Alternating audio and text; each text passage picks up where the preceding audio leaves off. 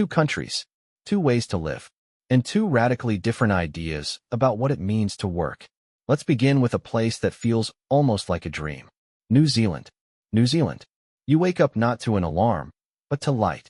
A soft sunrise peeks through the curtains.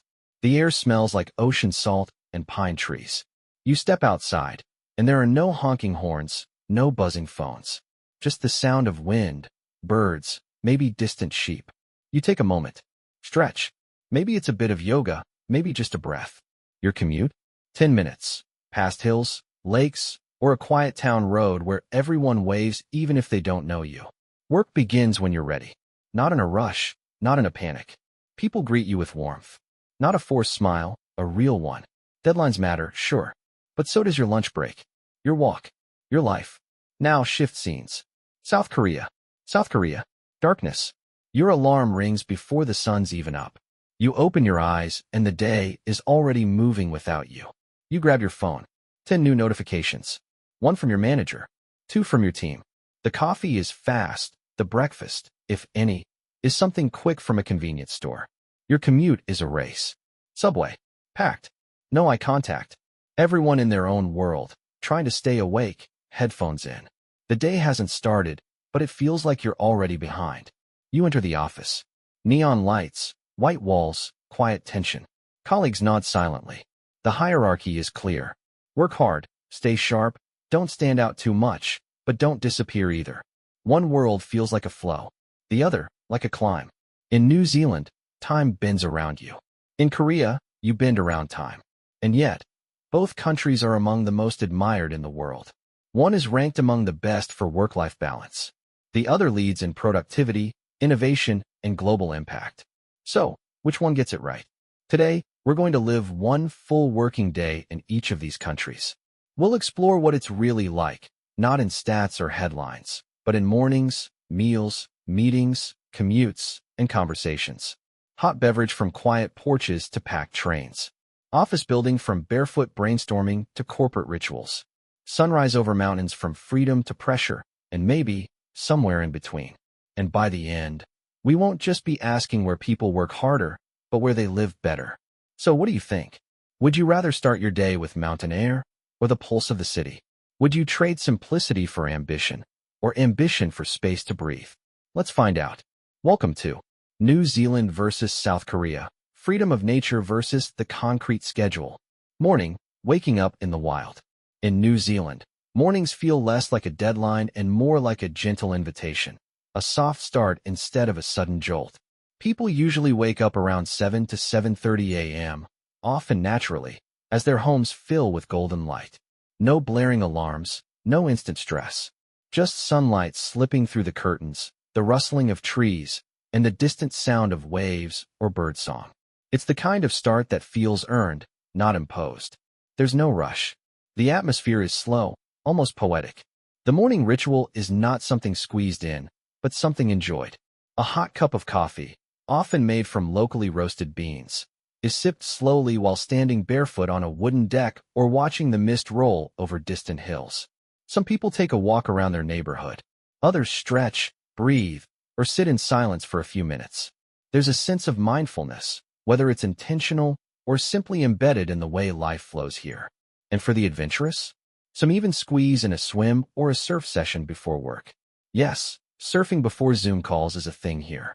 Coastal towns like Raglan and Mount Maunganui have entire communities of professionals who start their day in the ocean, salt still on their skin as they boot up their laptops. Breakfast tends to be light and nourishing. Toast with avocado and lemon, muesli with seasonal fruit and yogurt, or scrambled eggs with cherry tomatoes and herbs from the backyard. Smoothies are popular too, especially the kind made with locally grown greens or tropical fruit. For many, breakfast is not rushed but shared, with a partner, children, or even a quiet chat with a flatmate. There's value in beginning the day together. And the mindset? Calm, present, grateful. There's no sense of racing against time. It's more like moving with it. Even in bigger cities, mornings aren't defined by traffic or tension. They're shaped by light, landscape, and a quiet kind of routine that puts the human first. For Kiwis, the morning isn't a ramp up to stress. It's a gentle entry into the day. It's time for grounding. for intention, for remembering what matters. These mornings feel like a space to land, not launch. And the pace sets the tone for everything that follows. Grounded, steady, human, and deeply connected to the natural world around them. Bus commute, short, scenic, and peaceful. The average commute in New Zealand is about 20 to 30 minutes, and for many, it's done by car, bicycle, or even walking. Public transport exists, especially in cities like Wellington or Auckland, but it's far from the chaos of packed subways. No one's pushing. No one's running. No one is shouting into a phone or weaving through crowds. Instead, people drive past green hills, sheep farms, and quiet coastlines. It's not uncommon to see cows grazing just a few steps from the main road. Podcasts, soft music, or even silence, that's how Kiwis start their day. Some use the commute as a time to mentally prepare. Others simply enjoy the scenery and the moment. There's something restorative about driving through green space rather than gray concrete. And in smaller towns, the concept of rush hour barely exists. People arrive at work not because they raced, but because they planned for peace. The idea is not to beat the clock, but to arrive whole. Laptop computers starting work, flexible, friendly, and focused. Work typically begins around 8:30 or 9 a.m., depending on the company. But here's the twist: flexibility is built into the culture. Many employees work partially or fully remote. And even in offices, there's a relaxed vibe. It's not about watching the clock, it's about getting the work done well. Offices are cozy, often flooded with natural light, and designed for comfort over hierarchy. It's common to see barefoot colleagues, dogs under desks, or someone brewing fresh coffee in a communal kitchen. The atmosphere is more like a creative studio than a high-pressure workplace. Forget stiff formality, people wear jeans, call their managers by first names, and genuinely chat during morning tea breaks. Yes, morning tea is a thing here around 10:30 a.m. It's a pause that encourages connection, laughter, and human presence. Team meetings are collaborative, not top-down. Deadlines exist, but so does empathy. Mental health is openly discussed, and employees are often encouraged to speak up if they're overwhelmed. Nobody brags about being too busy. Here, balance is a badge of honor. There's work, of course, and it's taken seriously, but the atmosphere encourages balance, not burnout. The goal isn't just productivity, it's sustainable creativity, meaningful progress, and personal well-being. Green salad lunch and breaks, simple, social, and outdoorsy. Lunch happens between 12:30 and 1:30 p.m., and it's often brought from home or bought from local cafes. Nothing extravagant, maybe a sandwich, a salad, or sushi. It's not about impressing, it's about nourishment and ease. What matters more is where and how it's eaten. Weather permitting, people head outside. To a bench, a park, or even just a sunny step in front of the building. Eating outdoors is common. So is chatting with coworkers, not just about tasks, but about weekend hikes, family, or the new local brewery. Breaks are seen as necessary, not a luxury, a right. Some companies even encourage short afternoon walks. It's not rare to see employees take their shoes off and walk barefoot on the grass. Grounding literally. For some, lunchtime is also a moment of solitude, reading a book, journaling, or simply enjoying the view. For others, it's a team ritual, shared meals, laughter, planning the next group hike. Either way, the space to pause is sacred. For a clock ending the day on time, no guilt. The average workday ends around 5 p.m., and here's the key. People actually leave at 5. There's no silent pressure to stay late. No side eye for leaving early. In fact, staying overtime regularly might even raise eyebrows. Why? Because in New Zealand, your time after work is just as important as your time at work. It's not laziness. It's clarity. Work gets done better when life is full, not when it's sacrificed. People are trusted to manage their time. And when they leave at 5, they truly leave. It's not a soft exit into more work. It's a clear, proud close to the day. Sunrise evening, life after work. After work, people reconnect with life. They go hiking, biking, paddleboarding. They cook meals with family. Grab a drink with friends. Walk the dog on the beach. Or just relax in the backyard. Evenings are sacred. And the line between work and life is clear and respected. Weekend planning often starts on Thursday. And people genuinely look forward to disconnecting, not just from email, but from anything that doesn't feel like living. You'll rarely find someone checking Slack at 8 p.m.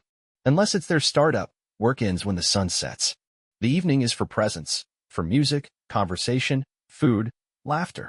Even mundane moments, folding laundry, watering plants, carry a kind of peace. Families eat together.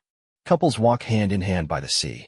Friends meet for a pint in a pub that feels more like a living room than a bar. It's not about doing nothing. It's about doing what feels real. New Zealand cultural nuances. What makes Kiwi work culture unique? Flat hierarchy. Bosses are approachable. Titles matter less than teamwork. No obsession with hustle. Ambition is admired, but not at the cost of well-being. Dress code? What dress code? In most industries, it's casual. Comfort over couture. Kindness over competition. Collaboration beats ego. Helping each other is the norm. Work to live philosophy, not the other way around. Freedom to say no, boundaries are respected. Time off is real. Tea culture, power lunches. Pause and connect. That's the rhythm. Mental health normalized. Well-being is part of workplace language. Nature isn't a weekend thing. It's part of the daily rhythm. And for many foreigners, it's surprising just how little stress people carry into their daily routines and how much of life happens outside the office. There's no glorification of being overwhelmed. Instead, there's pride in creating space for self, for others, for living. Morning, the race begins before sunrise. In South Korea, the day begins in motion, often before the sun is even up. Most people wake up between 5:30 and 6:30 a.m., depending on how far they live from the office or school. The alarm isn't a gentle call, it's a siren. The transition from sleep to action is immediate. There's barely time to breathe. Shower, clothes, quick skincare routine. Koreans take appearance seriously, even when tired. Fashion matters, and being well put together is seen as a form of respect. Breakfast? Often skipped. Or grabbed at a convenience store. A triangle kimbap, a sweet bun, a vitamin drink, or canned coffee from GS25. Many are already answering messages from work. Bosses, colleagues, or team chats on Kakao Talk. The pressure to be available starts before office hours. The day's responsibilities begin before leaving the house. Some even mentally prep presentations while brushing their teeth. The energy? Sharp, tense, focused. You're not waking up, you're entering a system. It's a society that rewards early effort and visible discipline. Being slow in the morning feels like falling behind.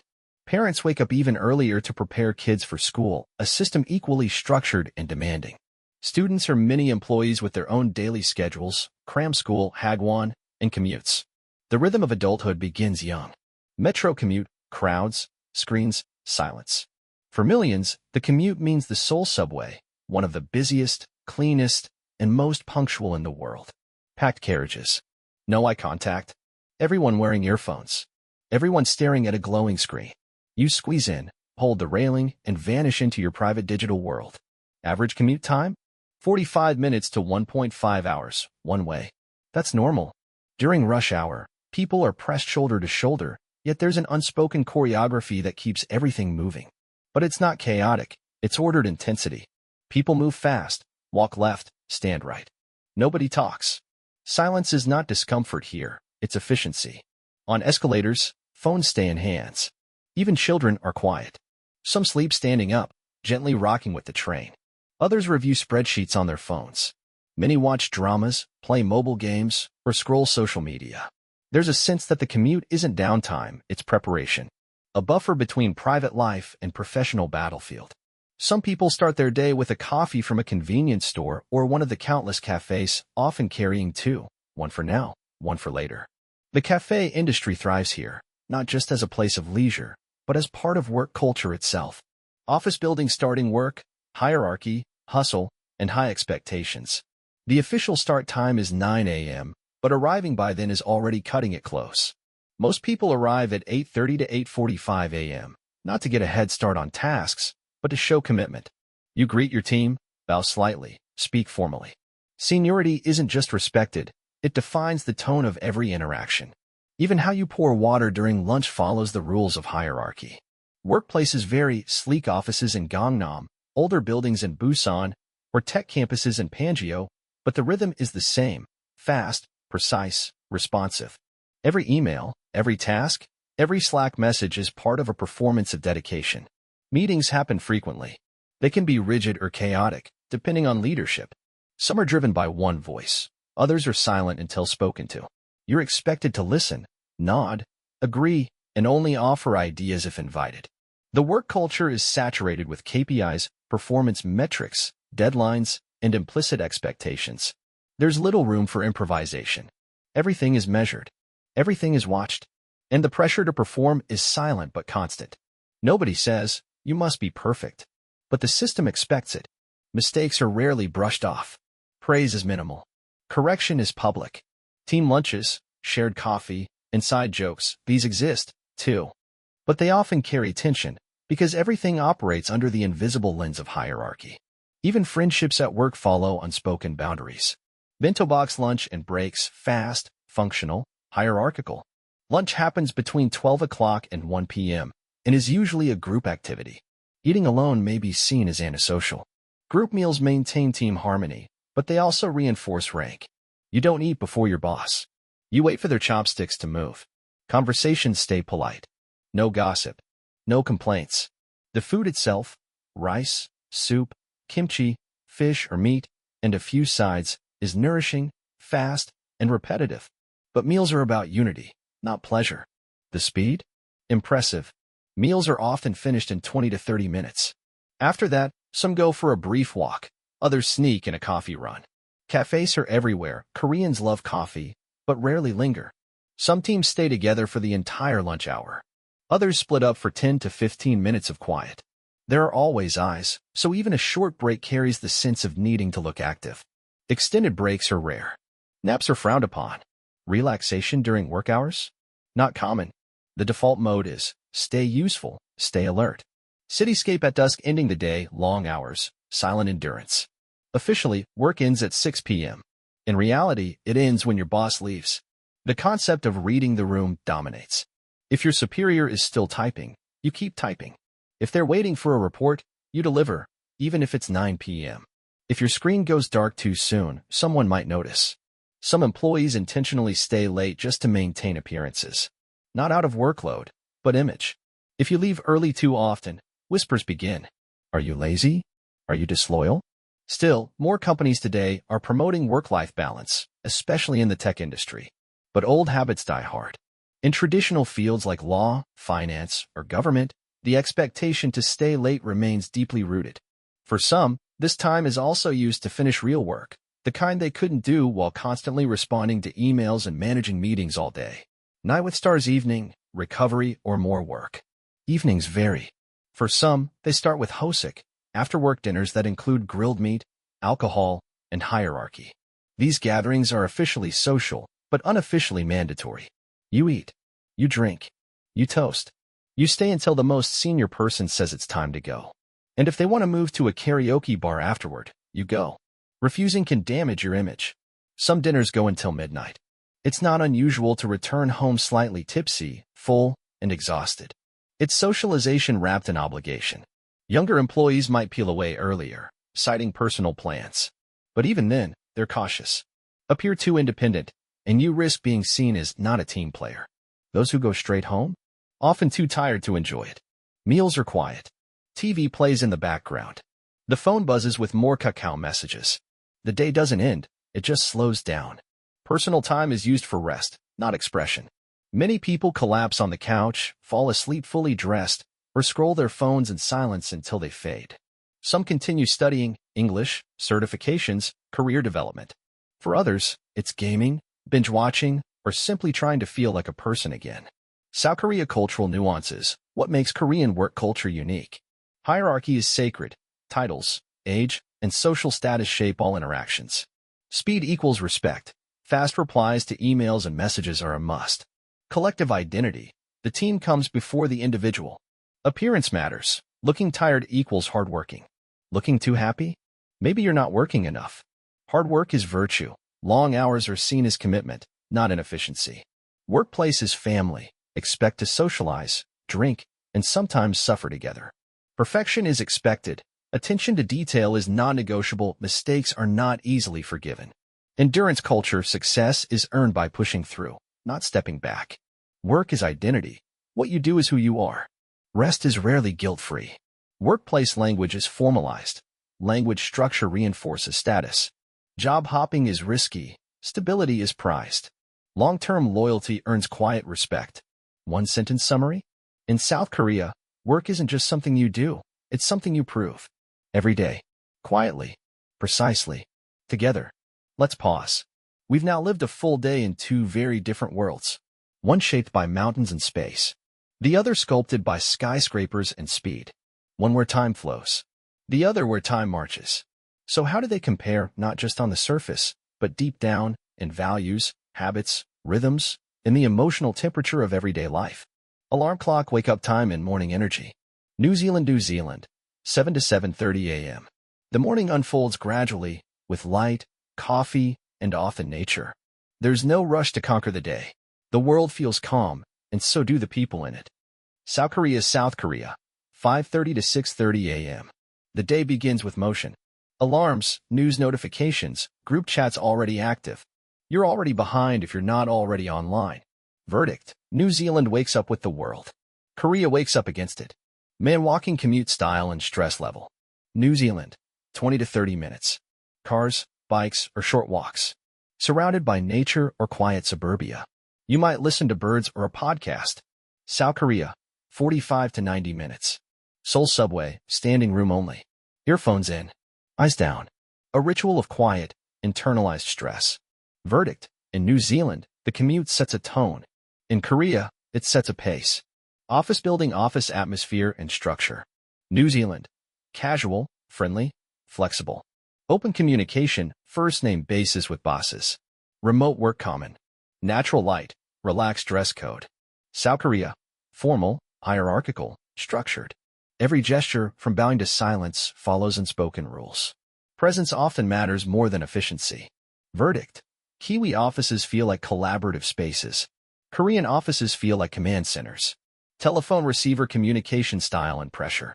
New Zealand: open, honest, and balanced. You can say no, ask for help, or even question authority with respect. Mental health is acknowledged. South Korea: indirect, respectful, often restrained. Saying no can be risky. Disagreeing openly can be dangerous. Emotions are managed, not shared. Verdict: One culture values expression. The other values control. Green salad lunch culture and breaks. New Zealand: eat where you want, when you want. Go outside, sit on grass, eat slow. Breaks are a right, not a privilege. South Korea: eat with your team, with hierarchy. Meals are quick, functional, and often an extension of the office dynamic. Solo breaks? Rare. Verdict: One lunch is pause and recharge.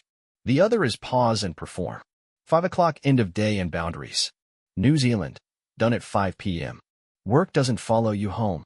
Life after work is protected, valued, and sacred. South Korea: officially ends at 6 p.m. Unofficially, it lingers until your boss leaves or even longer. Work bleeds into the evening through messages, pressure, and obligation. Verdict: One culture closes the laptop. The other never fully powers down. Cityscape at dusk, evenings and quality of life. New Zealand: evenings are yours. Nature walks, cooking, hobbies, or nothing at all. Presence is encouraged. South Korea: evenings are often an extension of work, with company dinners, drinking rituals, or quiet collapse at home. Free time is used for recovery, not creativity. Verdict: One culture sees evening as living. The other sees it as survival. Brain core attitudes toward work. New Zealand: work is part of life, not its center. Career is important, but not at the expense of family, health, or identity. South Korea: work is identity. Your job title defines you. Respect is earned through visible effort and unspoken sacrifice. Verdict: New Zealand values balance. Korea honors dedication. Compass broader takeaways. In New Zealand, the goal is to live well. Work supports life. In South Korea, the goal is to perform well. Life supports work. Neither is wrong. One may feel slower but more peaceful. The other faster but more purposeful. It depends on what you're looking for. Freedom or structure. Nature or ambition. Mental peace or professional intensity. So what would you choose?